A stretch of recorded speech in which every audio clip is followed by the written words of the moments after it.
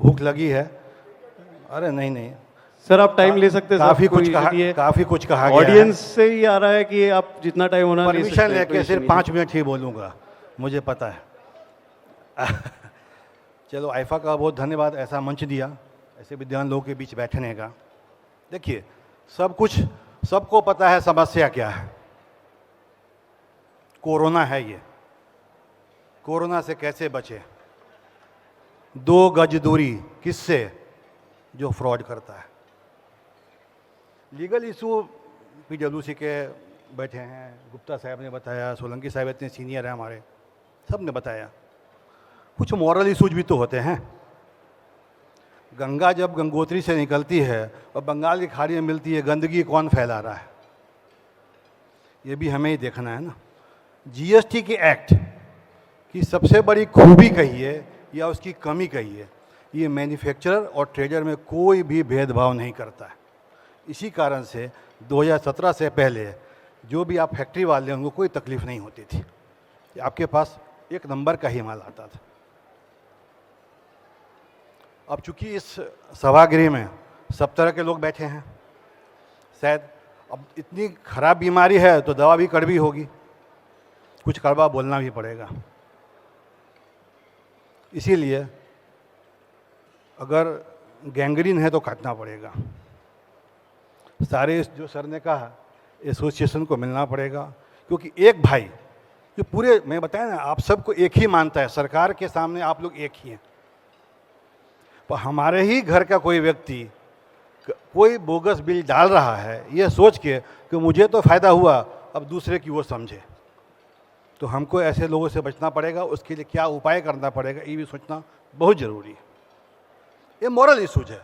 मैं कोई मॉरल शिक्षा देने नहीं आया हूँ। आपकी ये मजबूरी है, गैंग्रीन है तो पाँव काटना पड़ेगा, कोई ऑप्शन आपके पास नहीं है। दूसरी बात, एज ए मैन्युफैक्चरर इतने बड़ी बड़ी फैक्ट्रियाँ चला रहे हैं, जब कहीं से भी एक ब्रोकर का फ़ोन आता है कि ये रेट है, आपको लगता है ये मार्केट से 5 रुपये कम में दे रहा है, तो हमारी इच्छा होती है कि चलो हम इससे ये माल ले लें, क्योंकि नेचुरल है, परचेज का रेट कम होगा तभी प्रॉफिट बढ़ेगा ना। आजकल प्रॉफिट का मतलब हो गया है टैक्स चोरी कर लेना, तो इतना कंपटीशन है।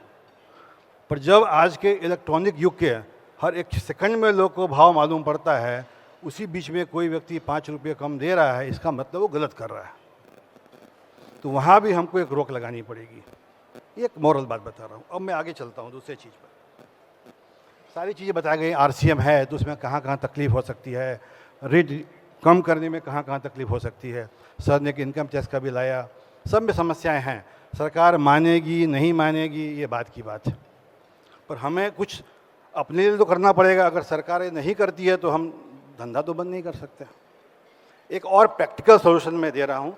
अगेन वही चीज़ विद दैट राइडर, होगा कि ना होगा मुझे नहीं पता है, लेकिन कोशिश की जा सकती है। अभी स्टील मिनिस्ट्री के जो साहब चले गए, एक मेटल स्क्रैप ट्रेडिंग कॉरपोरेशन है जिसका काम मेटल स्क्रैप MSTC, जी हाँ, उसकी स्थापना 1965 में हुई है। उसका काम ही यही है कि स्क्रैप ला के लोगों को सप्लाई इंपोर्ट करे या लोकल ले। तो आइफा से मेरा एक निवेदन है कि इस पर विचार करें, उनके साथ बैठें कि सर जो पीड़ा हमें हो रही है ना, आप पूरा का पूरा आप स्क्रैप प्रोक्योर कीजिए, हम आपसे ही माल खरीदेंगे पूरा का पूरा। प्रैक्टिकल समस्या आ भी सकती है और नहीं कैसे आएगी मैं बता दूं। आज की तारीख में सरकार आजकल मार्केट प्लेस है, प्रोक्योरमेंट से ये काम होती है ऑनलाइन। आपको उसके डैशबोर्ड पर हर सेकंड का प्राइस भी दिख सकता है। प्रॉब्लम क्या है सर इसके अंदर ना, कि हमको माल आना है, तो ये जो बिल आता है actually we want the fathering of invoice, इसके असली पिता कौन, माल सही है कि नहीं है, नाजायज तो नहीं है ये। तो जब गवर्नमेंट एजेंसी इस चीज़ को प्रिक्योर करके देगी तो क्या होगा कि आपके ऊपर जो कलंक लगता है कि आप 2 नंबर का माल लेके आते हैं, वहाँ पर ख़त्म होगा। और GST डिपार्टमेंट को भी एक बार सोचना पड़ेगा कि MSTC ऐसा काम नहीं करेगी। दूसरा, MSTC कैश में कभी खरीदी नहीं करेगी क्योंकि गवर्नमेंट एजेंसी रहेगी उसमें। तो धीमे धीमे जो गलत लोग हैं उस भीड़ से हटते जाएंगे।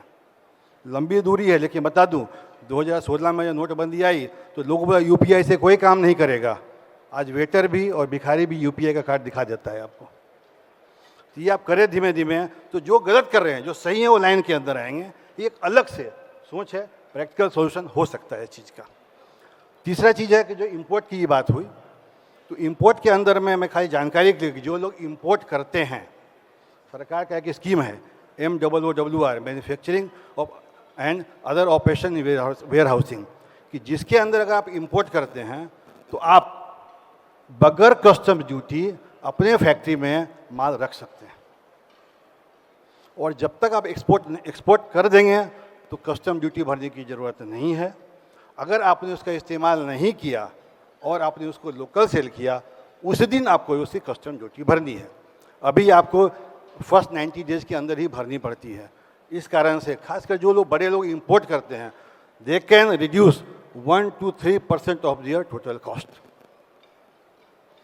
तो बाकी सब कुछ कहा जा चुका है और समय एकदम कम है, तो मेरा यही आप लोग से कहना है कि इस चीज़ के ऊपर मंथन, विचार आएगा तो बात आगे जाएगी। इस पर विचार कीजिए और जहाँ ज़रूरत पड़ेगी हम आपके साथ हैं। धन्यवाद।